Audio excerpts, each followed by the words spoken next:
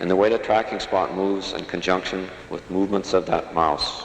I don't know why we call it a mouse. Sometimes I apologize. It started that way, and we never did change it. Some might say that Nintendo's latest console hardware gimmick has been done before, with the mouse itself dating back to as early as 1965. But you know, I think those people are just jealous that their own hardware gimmicks have never been done before.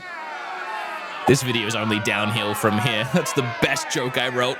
Okay, while yeah, the mouse itself isn't exactly new news, adding a mouse to a gaming console is new news. Well, unless you count the Lenovo Legion Go, but that's technically a handheld PC, not a home console. But the Switch 2 is definitely the first time that two Mises were added to a game console. Can we at least have that?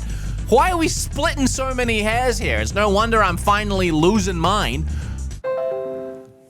Alright. Yeah, I'm making a whole video about the mouse feature on the new Switch 2, but I'm doing it because I really don't think many of you realize how revolutionary this could be for a video game console. With places like Eurogamer, yes, Robert, I ain't done with you yet.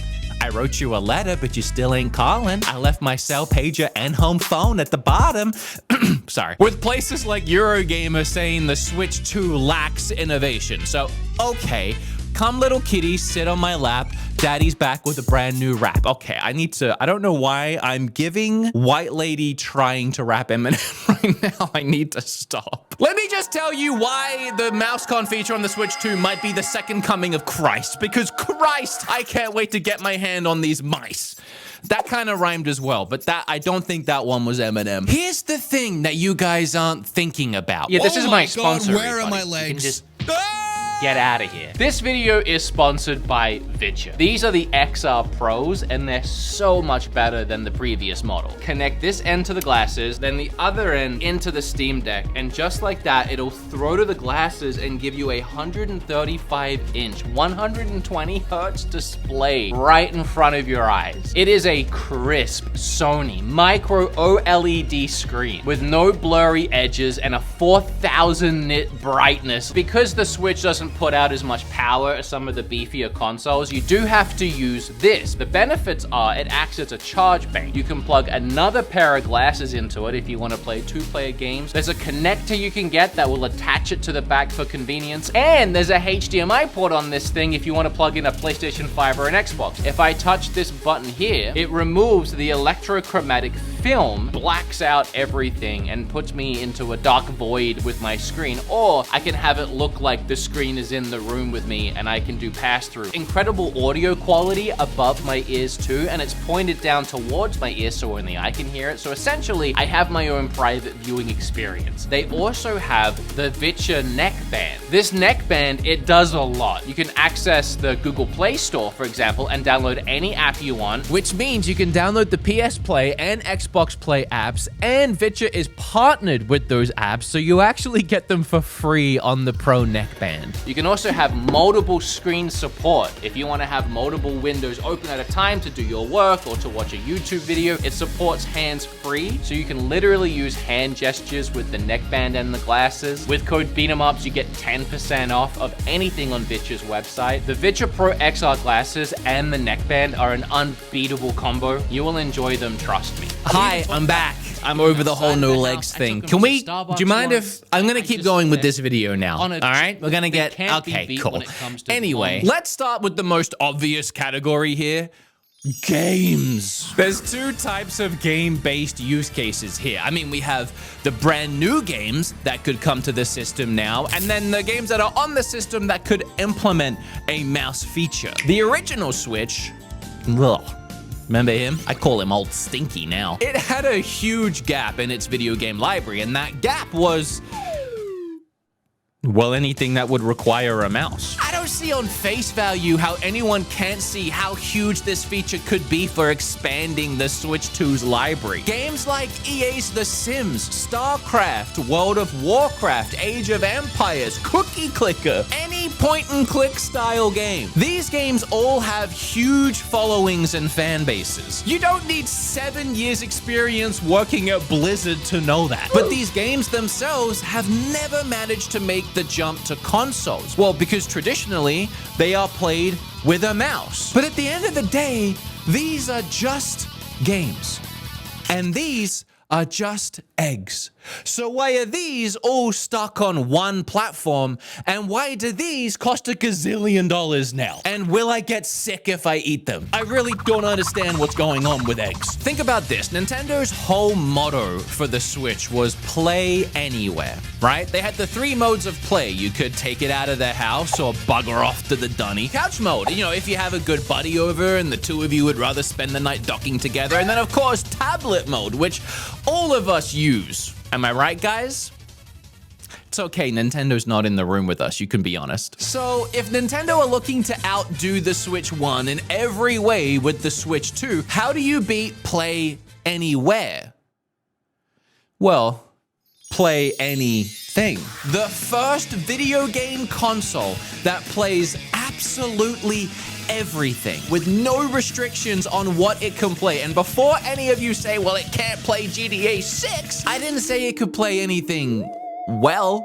Adding in mouse functionality opens the doors for all of these games to be ported to the console. And now I know what a lot of you are saying. I just don't see how I would sit on my couch and use a mouse. It just seems very unpractical. And yes, that's how you sound when you say that. And a lot of people said that.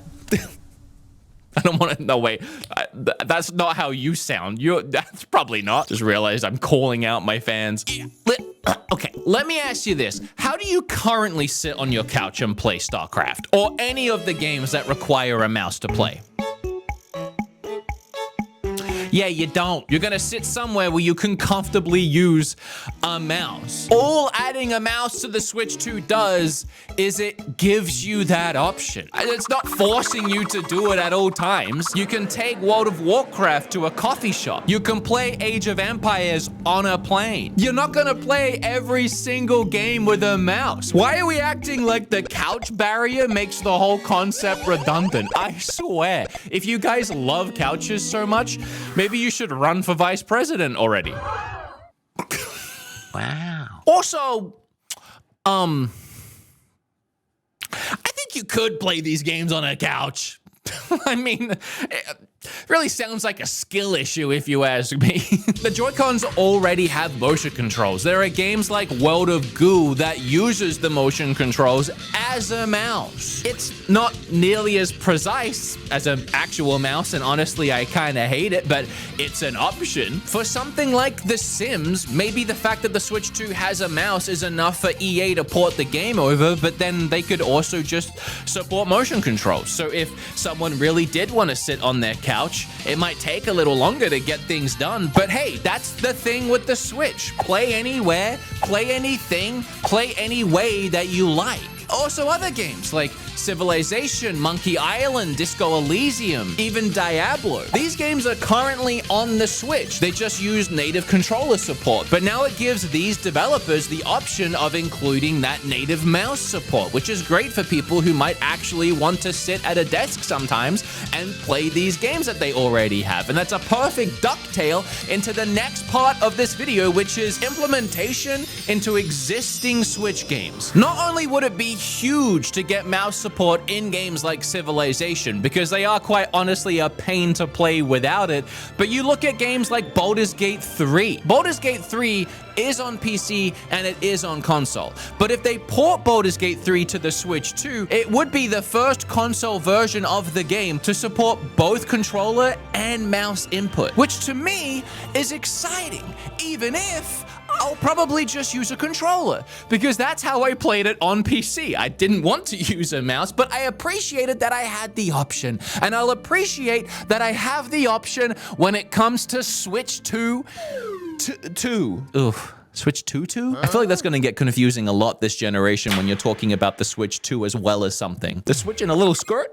Like, yes, I get it. You can play a lot of these games with a controller, just like you can rate your Uber Eats driver once he drops off your food. But let's be honest, sometimes It's just easier not to. But even games like Nintendo's own Mario Maker could benefit from having a mouse option. I mean, that was the first example that Digital Foundry whipped together in a little concept, and it does make a lot of sense. This will speed up the ability to create levels exponentially. And I wouldn't even be surprised if there will be players that will spend more time in the game now that they don't have to create levels with these clunky controller controls. This series is a good seller for Nintendo, so it wouldn't surprise me if they lean heavily into it with Mario Maker 3. But on top of that, Nintendo have really gone out of their way to support build-it-your-own style games this generation. I mean, we had the Labo kits. You also have Game Builder Garage. Hell, even Echoes of Wisdom. The Zelda game started as a dungeon maker. They just pivoted last second and made something slightly worse. No, that's mean. So clearly this is already something they're interested in and investing in. So utilizing it in Mario Maker 3, you could build out that game to be bigger and better than ever. Speaking of Mario, the new mouse feature might actually lead to us getting a sequel for a game we never thought we would see. Splat! No, not that. Let me try that again. Splat Mario Paint 2 on Switch 2. It's hard right now in 2025's brain rot society to imagine a time when a simple do-it-yourself paint-by-numbers style game could be the best thing my gooey little kid brain ever experienced. But there used to be an innocence to being a kid and just getting to do or draw whatever you want in a video game. I mean, this is before iPads and YouTube and Mr. Beast. Back when one of my first toys was a magnifying glass. Yeah, I used to go outside for hours and try and burn ants. It was horrible. Mario Paint might seem like sort of a dated concept now. I mean, even at the time, it was so limited in what you could actually do. I mean, you couldn't even share your creations. I mean, unless you scream down the hall at your little brother to run in because you managed to somewhat recreate Take On Me in the music app. But now, with the power of the internet, you can take on the world. Sharing your creations, posting them on socials. Pretty much 90% of them will probably be a big old penis because funny. Mario Paint was more than just painting. It also had a music composer and mini games. There was even like a fly swatting game that was supposed to teach you how a mouse worked. Because believe it or not, back then, a mouse was a new concept. Can we also talk about the fact that this isn't even the first time Nintendo has done a mouse? Maybe it's not that innovative. I shouldn't bring that up. Imagine creating your own eShop soundtrack that played every time you loaded up the online store on your Switch 2. Or even you painted your own home screen for your console. There are so many weird and wacky ways Nintendo could dive into this do-it-yourself concept. Think of the accessories people are gonna make. I mean, if Nintendo themselves doesn't make an old Super Nintendo mouse-style skin to slap on top of your Joy-Con, I'm sure someone on Etsy will.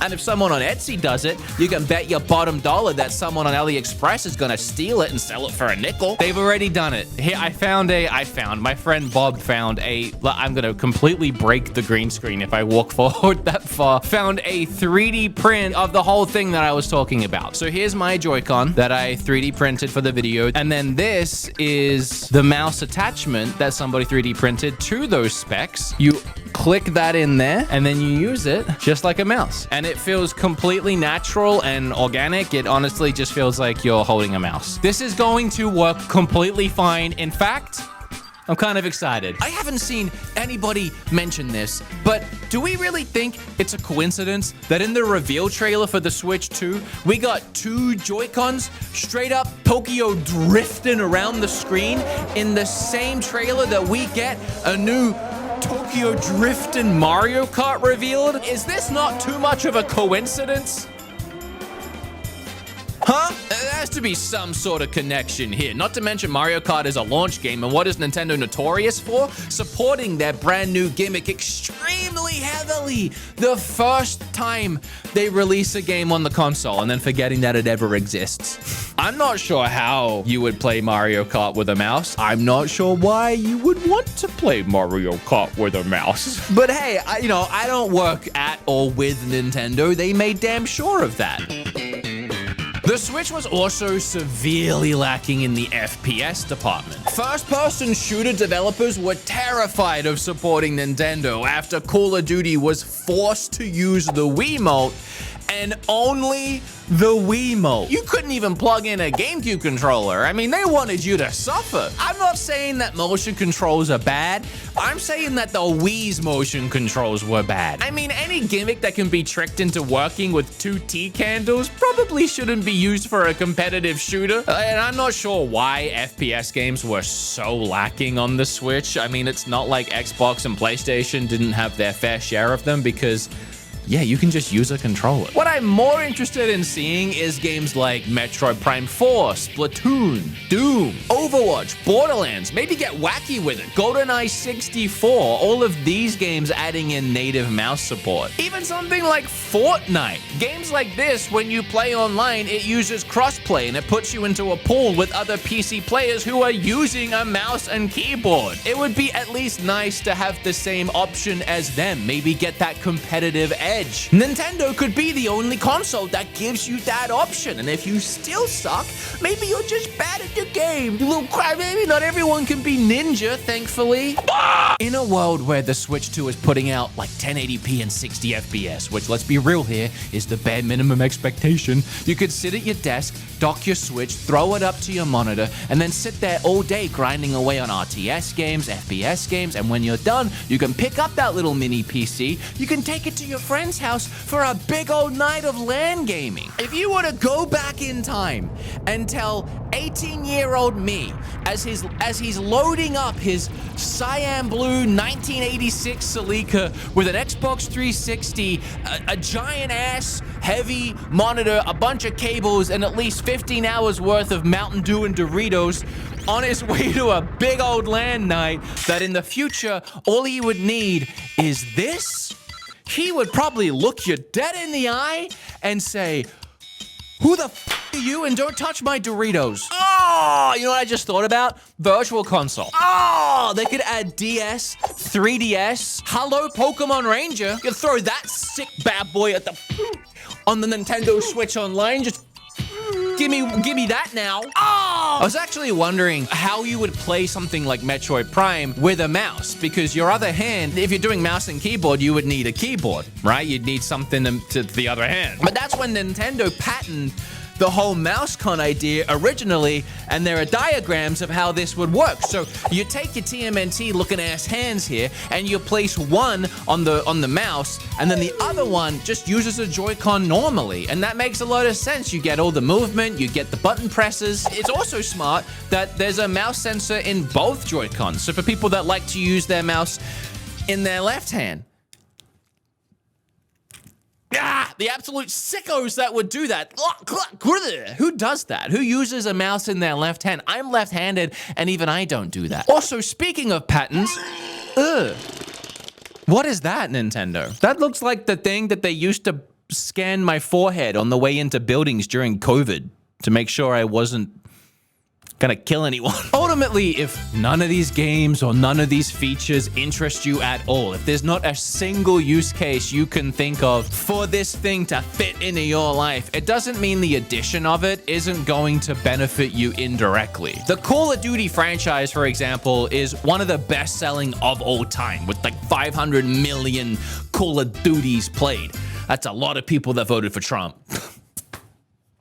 Can't say that. My feelings are mad. The Sims is just shy of 200 million. I mean, I could go on. You're telling me that Sims people aren't gonna get a Switch and then buy the new Animal Crossing, or that the COD bros aren't gonna try Metroid Prime 4 and pretend that they don't love it? The more consoles sold, the more games sold, the more stocks rise, the more developers get interested in the system. It's all just good for us. More first, second, and third-party games. It makes any game viable for a Switch release. Let's make the Nintendo Switch great again, like it was before, like the last time, like how the Switch was really good.